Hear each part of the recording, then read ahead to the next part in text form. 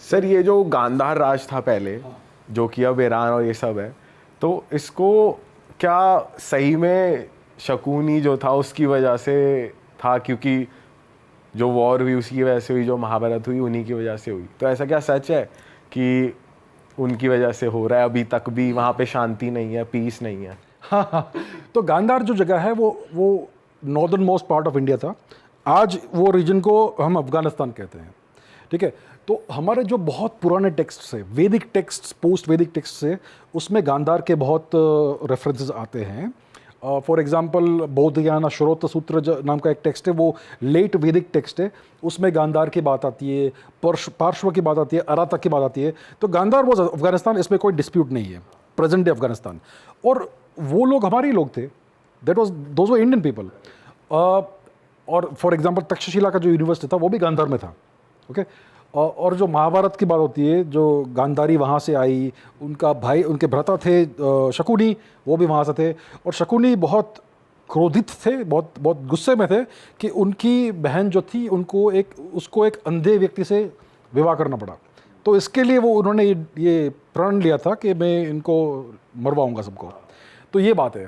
तो महाभारत मेरे हिसाब से एक्चुअल हिस्टोरिकल इवेंट्स है, क्योंकि उसमें एक चैप्टर आता है महाभारत में, एक इवेंट आता है जब अर्जुन द्वारका जाते हैं, वहाँ पर बहुत बड़ा भूकंप आता है और द्वारका नगरी पूरी समुद्र के नीचे हो जाती है। और आज हमें वहीं पर एग्जैक्टली वो द्वारका नगरी मिली है समुद्र के नीचे।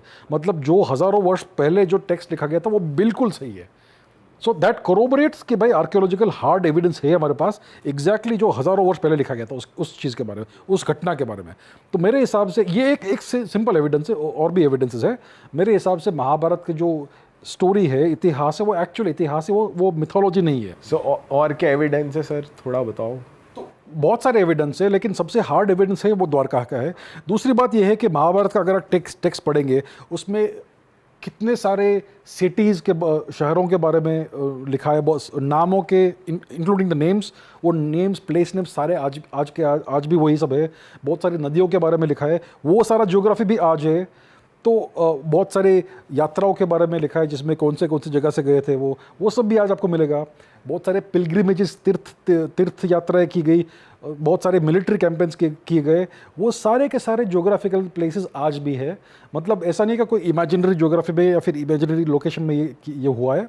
तो that is one thing. For example बहुत सारे बैटलफील्ड्स के नाम आज भी, हम दिल्ली में इंद्रपथ क्या है भाई, इंद्रप्रस्थ है ना, सोनीपत क्या है, सोनीप्रस्थ है। सो ऐसे बहुत सारे आपको लोकेशंस मिलेंगे। और अनफॉर्चुनेटली हमारी एएसआई ने वहाँ पर कुछ भी आर्कियोलॉजिकल काम नहीं किया है। हम जानते हैं इंद्रप्रस्थ कहाँ पर है, तो भाई जाओ और काम करो, अपना खोदो यार, आपको मिलेगा एविडेंस। लेकिन नहीं ढूंढेंगे ये लोग। द्वारका में 30 साल से कोई आर्कियोलॉजिकल एक्सपेडिशन नहीं हुआ है। क्यों नहीं हुआ है? अरे भाई, हमारे जो डाइवर्स है, स्कूबा डाइवर्स, वो कह रहे हैं कि हम अपने पैसे से जाकर ही करेंगे, लेकिन उनको परमिशन नहीं मिल रहा है। तो ये बात है, ये लोग हमारा हिस्ट्री छुपाना चाहते हैं। Mahabharata is not mythology, it is history.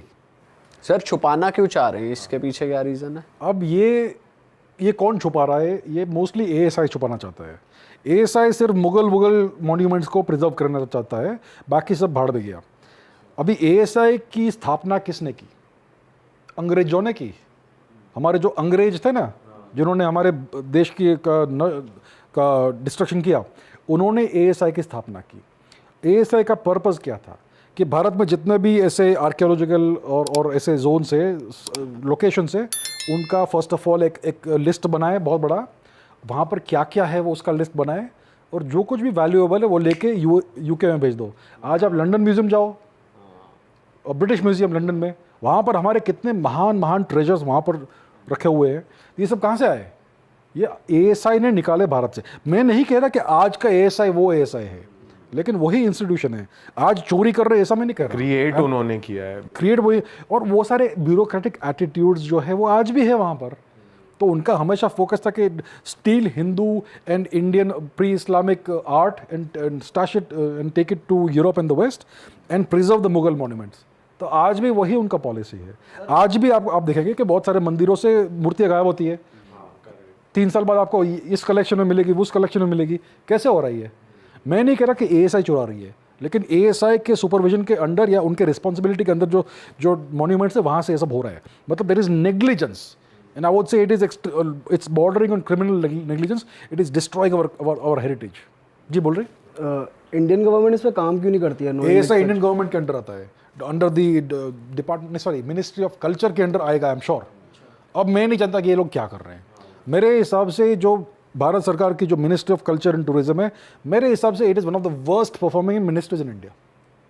Okay, that's my opinion about this.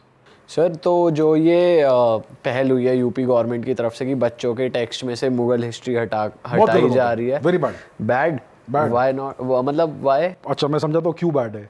अगर आप अपना इतिहास पूरी तरह से 360 डिग्री से अगर देख नहीं पाएंगे तो आपको समझेगा नहीं कि what went wrong in the past, और फिर आप वही गलतियां वापस दोहराओगे इन द फ्यूचर में। कहा ना कि जो अगर आप हिस्ट्री पढ़ेंगे तो आप फ्यूचर को प्रेडिक्ट कर पाएंगे टू सम एक्सटेंट।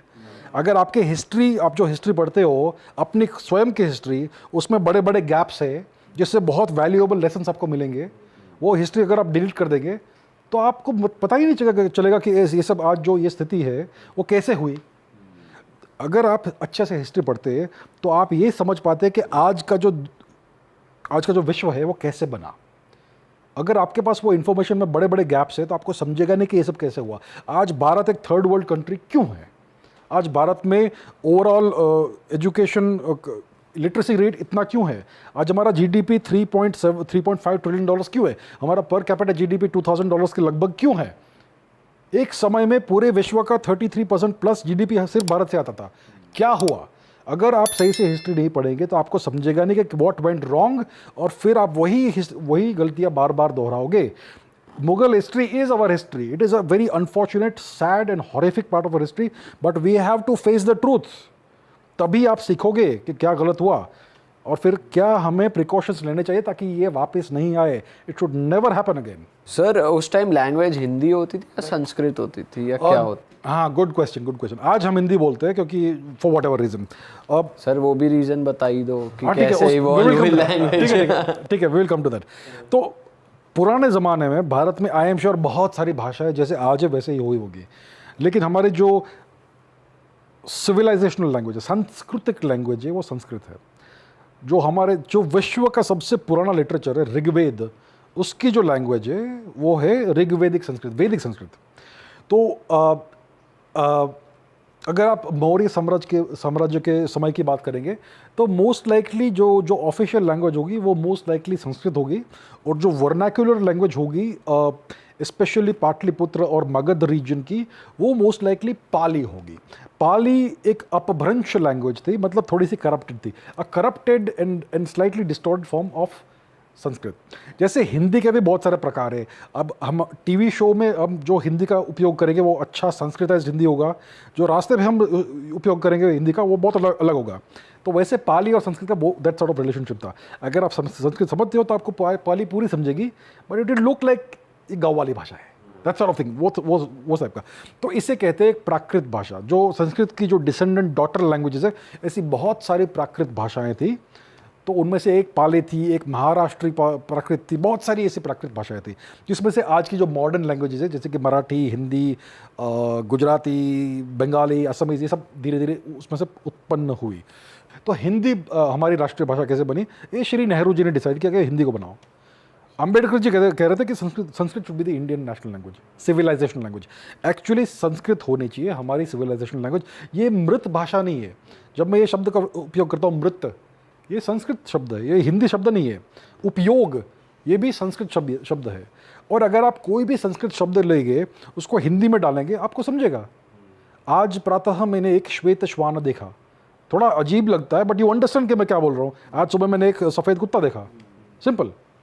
और ये आप गुजराती में डाल दीजिए, ये आप बंगाली में डाल दीजिए, कहीं पर भी आप ये संस्कृत शब्द डालेंगे सबको समझेगा। It elevates the language. तो हमारी जो सिविलाइजेशनल लैंग्वेज है वो एक ही हो सकती है, विच इज संस्कृत। और हमारे महान पॉलिटिशियंस ने ये सब गलत काम किए हैं। सर ये तो फिर आनी चाहिए सर, स्कूल्स में लोग बच्चों को पहले से ही सिखाओ। हमारी सबकी मातृभाषा एक्चुअली संस्कृत है। अगर आप किसी बच्चे को संस्कृत सिखाओगे, ऐसा नहीं लगेगा उस बच्चे को कि किसी फॉरेन लैंग्वेज को सीख रहे हैं हम। वो नेचुरली आएगी, हमारे डीएनए में है, हमारे खून में है वो। ये होना। देख ली भाई, तुमने हमारी मेहनत सफल कर दिया। तुम ही लोग हो असली रियल हिट। और अगर आपको बहुत मजा आ रहा है ऐसी क्लिप्स में, ऐसी वीडियोस में, तो फटाफट जाइए प्लेलिस्ट पे बिंज वॉच कीजिए, सारी वीडियोस देख डालो और मौज काटो। That is it. हम मिलेंगे नए पॉडकास्ट में, नई क्लिप में। Till then bye bye, see you, take care, do subscribe.